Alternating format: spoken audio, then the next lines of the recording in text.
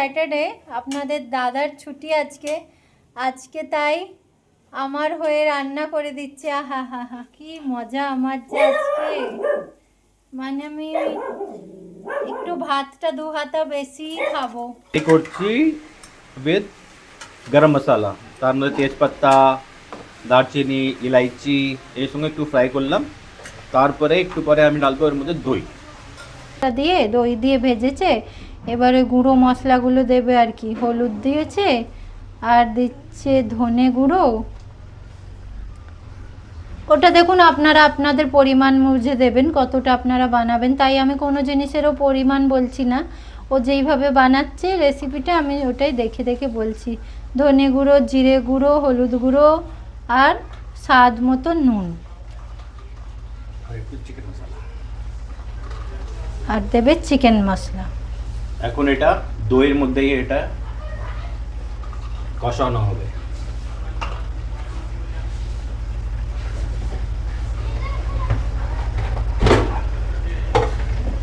একটু দিলাম কাশ্মীরি লাল মির্চ for colour.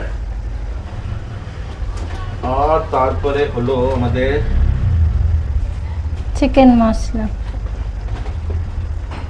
MDH, always use MDH। না না, আমাদের ওখানে এমডিএইচ পাওয়া যায় না, এত চলেও না।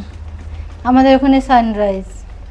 সো আপনারা যেটা আপনাদের ভালো লাগে সেটা দেবেন। আমাদের এখানে এমডিএইচ মশলাটা বেশি ইউজ করি, কারণ আমি সব মশলা করে দেখেছি আমার এমডিএইচ বেস্ট লাগে। বাকি যখন বাড়িতে যাই, মায়ের কাছে যাই, হ্যাঁ আমাদের বাড়িতেও সানরাইজ করে, ওটাও ভালো।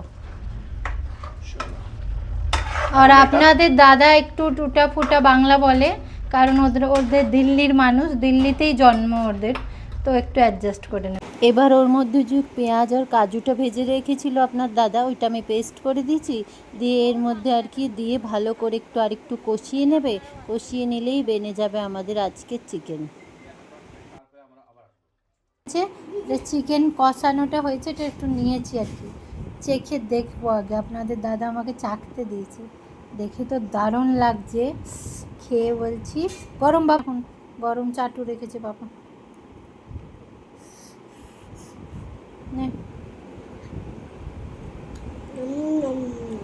কেমন বানিয়েছে বাবা? দারুণ, জানেন খুব ভালো বানিয়েছে একদম। এরকম সুন্দর ভিডিও দেখতে হলে আমার চ্যানেলটি সাবস্ক্রাইব করে রাখবেন। তো এই হলো আজকে আমার চিকেনের ফাইনাল রেসিপি। আপনাদের কেমন লাগলো জানাবেন। টাটা, বাই বাই, ভালো থাকবেন।